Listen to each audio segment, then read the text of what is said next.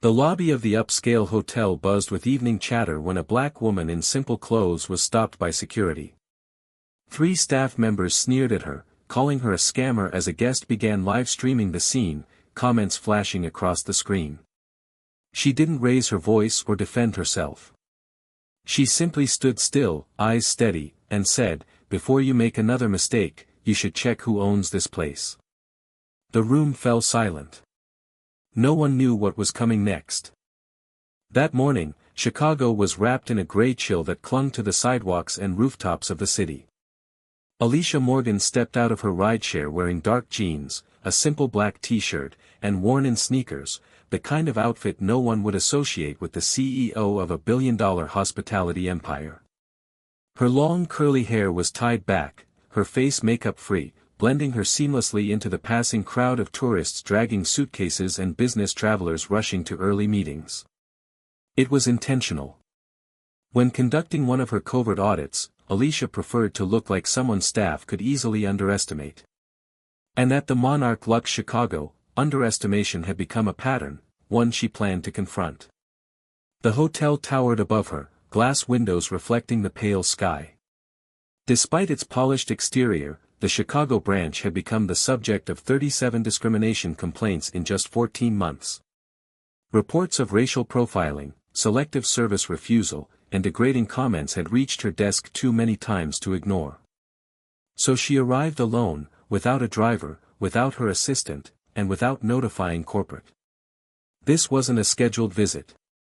This was a test. Inside the lobby, the marble floors gleamed under golden lights. A chandelier dripped crystals from the ceiling, almost mocking in its opulence. Alicia paused, observing quietly. The concierge smiled warmly at a white couple checking in, offering them complimentary upgrades. Moments later, a black family approached with luggage, and the same concierge stiffened, his smile faltering. Alicia filed the detail away. As she walked deeper into the lobby, she spotted a young housekeeper kneeling to polish a brass fixture. Alicia approached her gently, asking how long she'd been working there. The woman answered nervously, surprised that a guest cared. Alicia asked about her pay, her hours, the workload. The housekeeper didn't know who she was speaking to, but something in Alicia's attentive posture, her direct eye contact, her thoughtful questions, made her pause as if sensing authority beneath the modest exterior. A soft vibration buzzed in Alicia's pocket.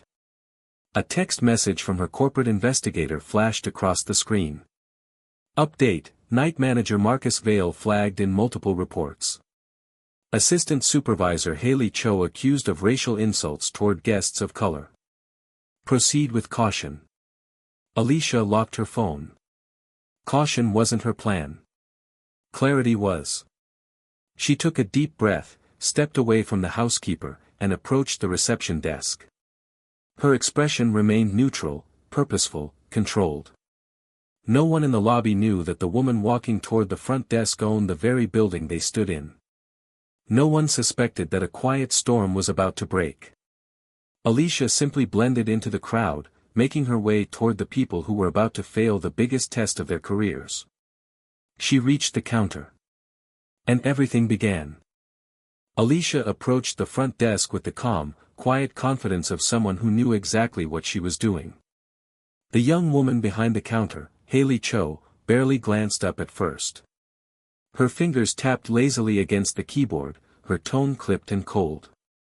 Name? She asked, without looking directly at Alicia. Alicia Morgan. I have a penthouse reservation for tonight. Haley froze for a second, glanced at Alicia fully this time, and let out a short, incredulous laugh. Penthouse. She repeated the word as if tasting something sour. Are you sure you're in the right hotel? Alicia kept her voice polite. Yes. Monarch Luxe Chicago. Haley muttered under her breath, right. Then said louder, people like you don't usually book penthouses. We don't do hourly stays here. Alicia's eyebrows lifted slightly, but she didn't react beyond that. She simply placed her confirmation email on the counter. Haley didn't even look at it. Instead, she pressed a button under the desk. Moments later, Marcus Vale, the night manager, strode out from the office behind the lobby. He walked with the swagger of someone who'd never been challenged a day in his life. When he saw Alicia, he tilted his head, scanning her from her sneakers to her simple shirt, to her ponytail still damp from the rain. "That's her?" he asked Haley. "Penthouse reservation," Haley replied with exaggerated disbelief. Marcus chuckled and leaned on the counter. "Where did you get this card?" he asked as Alicia handed him her Amex. He held it by the edge like it was dirty. "Because it looks stolen." Alicia kept her posture steady. "It's mine." "Aha." Marcus set the card down, then casually pushed it toward the edge of the counter with one finger until it fell onto the floor. "Oops," he said. Then, without breaking eye contact, he stepped on it with his shoe. The sound in Alicia's chest wasn't anger. Not yet. Just a quiet exhale. Behind Marcus, 2 other employees watched. One, a young man, laughed openly. The other, a newer hire judging by her name tag, looked nervously back and forth, clearly uncomfortable but unwilling to speak up. Alicia leaned forward slightly. "Please retrieve my card and check my reservation." Marcus smirked. "You don't get to make demands here." A woman standing a few feet away, a hotel guest waiting to check in, frowned at the exchange. She reached into her purse and subtly raised her phone, starting to record. Marcus noticed. His voice rose immediately. "Ma'am, filming is not allowed. Put your phone away." The guest lowered it but didn't stop recording, she just held it lower. Marcus turned back to Alicia. "Here's what's going to happen. You're going to admit that you tried to scam the desk with someone else's card, and then you're going to walk out quietly." "I didn't do anything wrong," Alicia said softly. Marcus waved his hand. "Save it. I've seen your type. Always playing innocent. Always causing drama." "Sir," Alicia said, keeping her tone even, "I made a reservation. I checked in properly." "Scammer," Marcus snapped. "Street rat. And you better leave now before we have security escort you out." Haley folded her arms. "Should have known from those shoes." Alicia's eyes sharpened. Just a small shift. A flicker of something cold and calculating. Marcus didn't notice. He was already digging his own grave. Alicia felt the temperature of the room change. People were watching. Whispering. Recording. This was the moment she always waited for during an audit. The moment they revealed exactly who they were. And Marcus Vale had just told her everything she needed to know. She straightened her posture, her gaze steady. Things were about to turn. And she knew it. Even if Marcus didn't. Jenna Miller hadn't planned on becoming part of a viral scandal that night. She was just a hotel guest waiting for her friend to arrive when she noticed the commotion at the front desk. The tone, the body language, the humiliation, she had seen scenes like this before, too many times, and something in her pushed her thumb instinctively toward the live stream button. Within seconds, her phone lit up with viewers. Comments poured in immediately. "They're treating her like garbage. Why is the staff being racist? Record everything." Another comment flashed, "Where is the manager? Oh wait, he is the problem." The number climbed from a few dozen to a few hundred in under a minute. Marcus noticed Jenna's raised phone mid-sentence. His expression snapped from arrogance to fury. He lunged toward her. "Hey! Filming staff without permission is illegal. Delete that video right now." "It's not illegal," Jenna protested, backing up, "I'm in a public lobby." Marcus snatched for the phone, nearly knocking it out of her hand. A few guests gasped. Some stepped backward, others stepped forward, unsure whether to intervene. The aggression only fed the fire. More phones lifted. More lenses aligned. More people watched. Haley, seeing the attention, switched her strategy. She plastered on a false expression of fear and clung to the desk. She tried to sneak into restricted areas, she announced loudly, projecting her voice toward the guests. She came at us yelling. She threatened Marcus. She tried to use a fake card. Marcus nodded, slipping naturally into the performance. Exactly. We were just doing our jobs. She was out of control. Completely unstable. A woman in the crowd muttered, "That doesn't look like someone unstable." A man beside her said louder, "You can't treat customers like this." Marcus whirled toward them. "Sir, if you keep interfering, I'll have you removed from the property. This is a security matter." Haley chimed in, her voice dripping with disdain. "This is why we need stricter protocols. People think they can show up dressed however and cause chaos." Jenna's live stream caught every second, Haley's eye roll, her not-so-subtle whisper, typical, the disgust curling in her lip each time she glanced at Alicia. What Haley didn't know was that the microphone embedded in the front desk, installed for internal training and quality monitoring, was picking up every word. Behind the desk, the staff line fractured.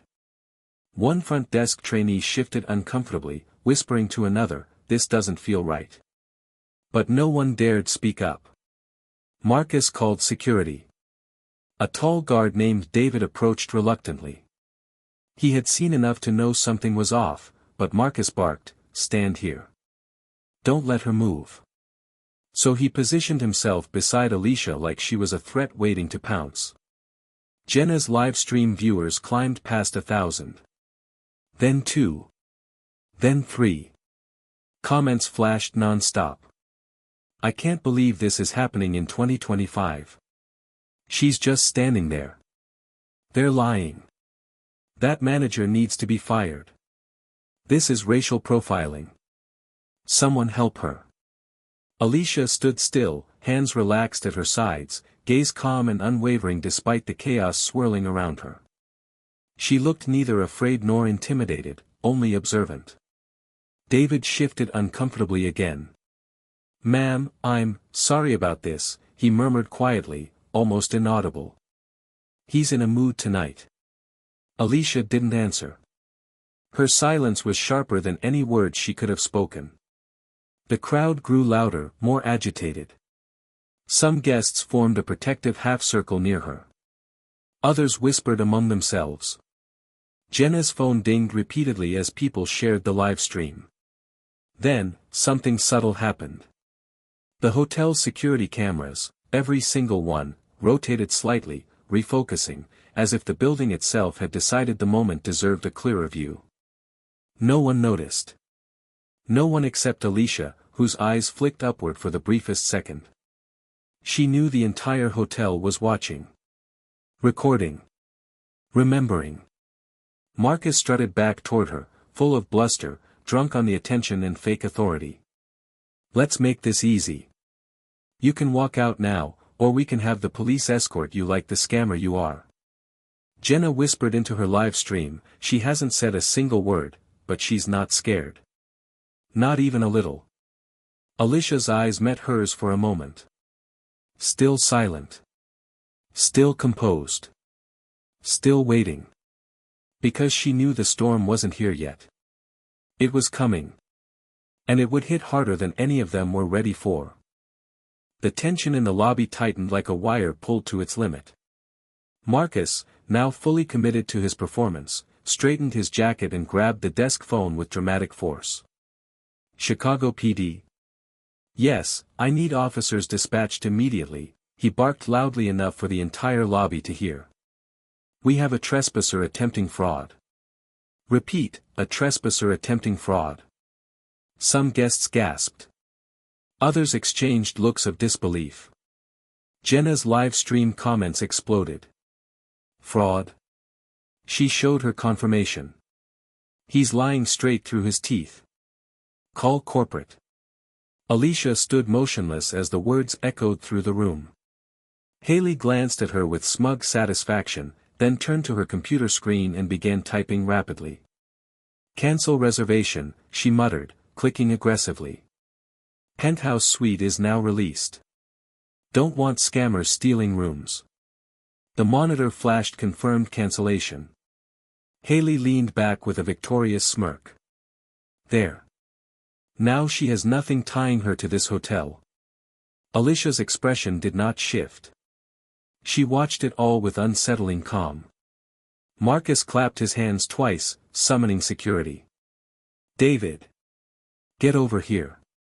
Remove her from the premises. Drag her out if you have to. David hesitated. Sir. I don't think. That's an order, Marcus snapped.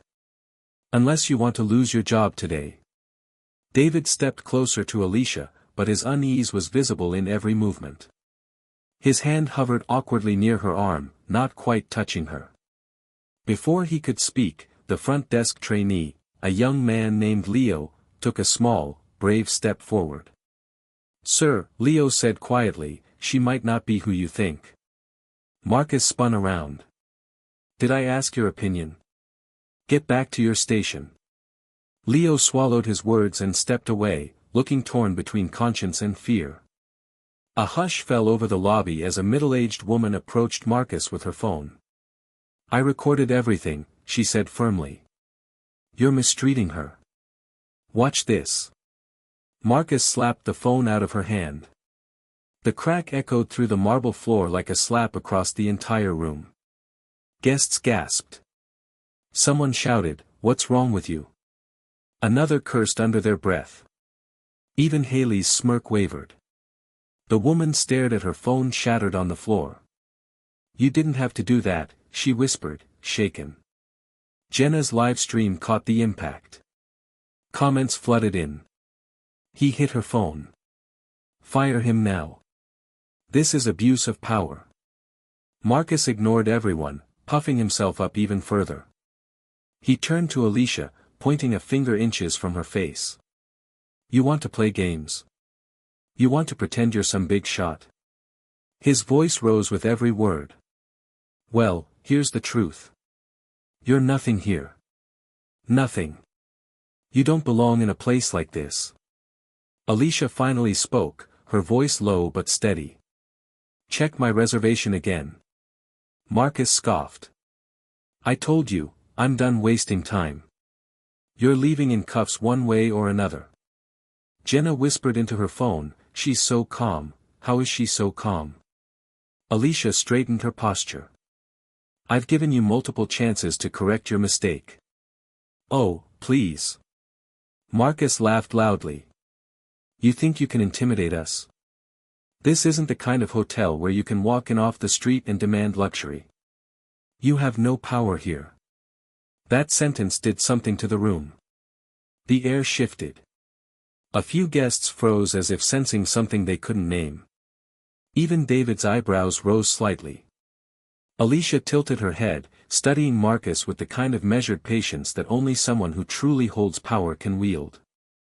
So that's your final decision, she asked. Marcus crossed his arms confidently. Absolutely. You're done here. Alicia paused. Then she smiled. Not a large smile. Not a mocking smile. Something smaller. Sharper.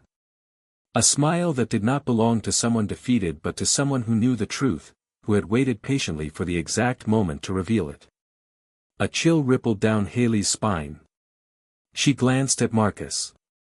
What's she smiling at? Alicia stepped slightly forward, not aggressively, but with purpose. The kind of step that signaled the beginning of something irreversible. Marcus, she said quietly.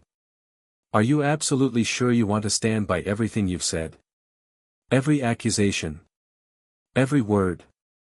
Damn right, he snapped. I said what I said. Alicia nodded slowly. Around them, a strange hush settled over the crowd. Phones lifted higher. Breath held. Eyewitnesses leaned in, sensing that they were on the edge of a moment they would never forget. Alicia clasped her hands loosely in front of her, her voice still soft. Then I suppose there's no turning back. Marcus rolled his eyes. Lady, you don't scare me. Alicia's smile widened a fraction. That's because you don't know who I am. Haley muttered, she's bluffing. Alicia turned her eyes toward her, gaze like tempered steel. Haley looked away instantly. Alicia then faced Marcus again. I'll ask one last time.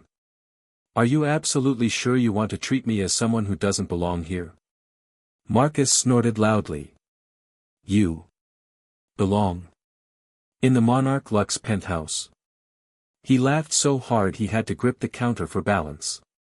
You have less than zero power in this hotel. Alicia nodded once. The quake began. Someone in the crowd whispered, "Oh my God."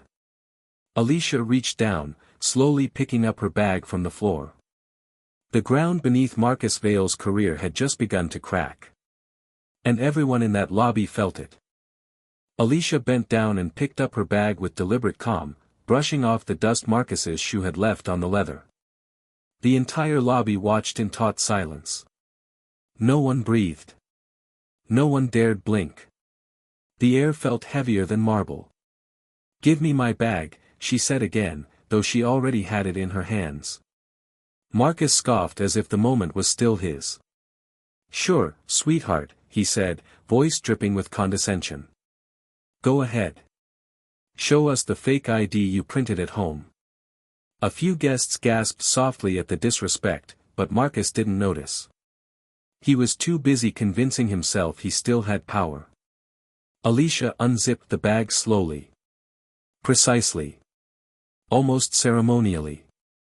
The first thing she took out was a sleek black ID card with a gold seal. She placed it gently on the counter. CEO identification, Monarch Luxe International. The room froze. Then she pulled out a second card, metallic, embossed, unmistakably real. Majority shareholder ID. 67% ownership. Haley's hand flew to her mouth. Someone whispered, "Oh my God." Alicia set down a thick, folded document next, stamped, notarized, sealed. Property ownership certification. Monarch Luxe Chicago is registered under my authority. Marcus's smirk faltered. For the first time, a tremor passed through his posture. And then the last item, a silver-edged access card with unmistakable lettering. Owner priority level. It landed on the counter with a small but devastating click. The kind of sound that split egos open. The lobby exploded. Gasps. Shouts. Phones lifting higher. Jenna whispered into her live stream, "She OWNS the hotel. She's the owner."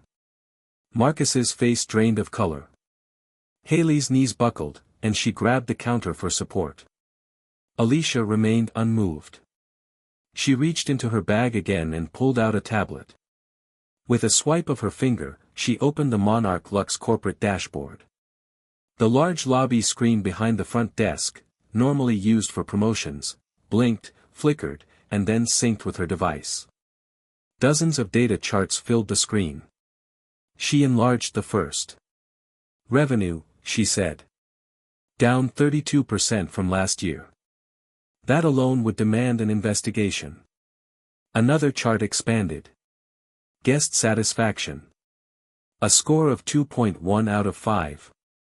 That's the lowest among all 200 Monarch Luxe properties. Haley slapped a hand over her mouth. The trainee Leo whispered, "We are so done." Alicia continued, tapping the screen again. 37 discrimination complaints in 14 months. The crowd murmured in outrage. And 5 active employees currently under internal review for severe misconduct.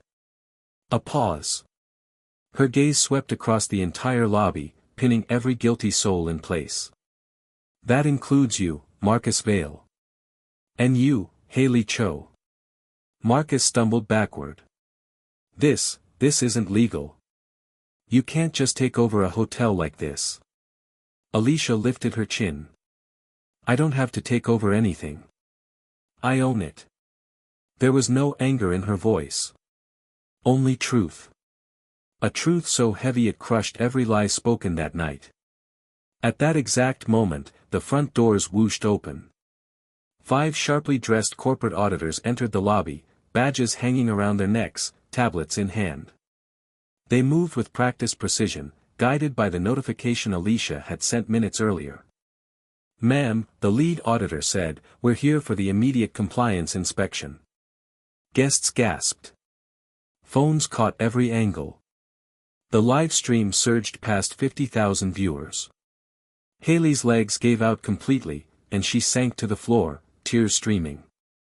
Marcus stared at Alicia like she'd shifted the laws of physics. "Tonight," Alicia said, her voice low but resonant, "we're conducting a live audit. And everything will be documented." The auditors began dispersing, questioning staff, pulling logs, reviewing camera feeds. The hotel lobby became a real-time crime scene of discrimination exposed. Jenna pointed her phone closer to Alicia, whispering breathlessly into her live stream. "She's not powerless. She's the boss. She's the CEO. And they picked the wrong woman tonight." Marcus shook his head in disbelief. "This can't be happening." Alicia turned to him calmly. "It is." The lobby had shifted into absolute silence, one of those rare, electric silences that means the truth has finally hit the floor harder than any accusation ever could. The auditors moved like a coordinated storm, pulling files, checking footage, whispering into headsets. It was no longer Marcus's domain. It was Alicia's battlefield. She turned to face the staff, her expression unreadable. "According to Section 14.3 of the Monarch Luxe Employee Code of Conduct," she said, her voice calm but cutting, "any staff member found engaging in discriminatory behavior is subject to immediate termination." Marcus swallowed hard. Haley's tears streamed faster. Alicia continued, "Because this branch is under internal review, I am required to offer 3 options." She lifted a finger for each one. 1. Voluntary resignation. 2. Termination for cause, which will remain on your employment record permanently. 3. A full-scale investigation, which may escalate to legal action. Haley collapsed into a chair, sobbing so loudly the room winced. "I resign," she blurted. "I resign, okay. Please, please don't take this to corporate courts." Marcus's jaw clenched so tightly his face twitched, but even he could see there was no escape. Behind him, an auditor held up a tablet showing live-transcribed recordings of his slurs and the phone-smashing incident. His fate was sealed. "I resign," Marcus whispered. "Effective immediately." Alicia nodded once. "Security. Collect their badges and escort them off the property." David approached slowly, almost apologetically. Marcus stared at him like he'd been betrayed. But David simply removed their lanyards, their access cards, their keys, the symbols of authority they'd abused, and handed them to Alicia. The live stream captured every second. Meanwhile, Alicia turned to the remaining staff. "Sarah, you will remain employed, but you are placed on cultural competency probation. David, you too. You showed hesitation, and that matters." Both nodded, visibly shaken but relieved. Alicia looked across the lobby, her voice steady. "Tonight, justice starts here." As Alicia walked through the lobby, the atmosphere shifted from chaos to reverent quiet.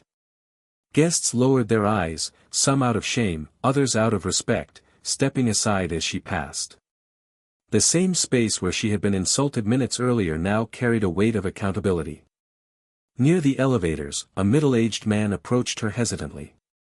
He had been one of Marcus's previous victims. "Thank you," he said softly. "You didn't just stand up for yourself. You stood up for all of us."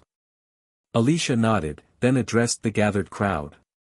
She announced the launch of a full cultural renewal initiative for every Monarch Luxe branch, mandatory bias training, a new leadership team, and audio-enabled surveillance across all guest interactions. No one said a word. They simply listened. Her gaze swept the room once more before she spoke her final words. "No more injustice under this roof. With that, she stepped into the penthouse elevator, the place that had belonged to her all along.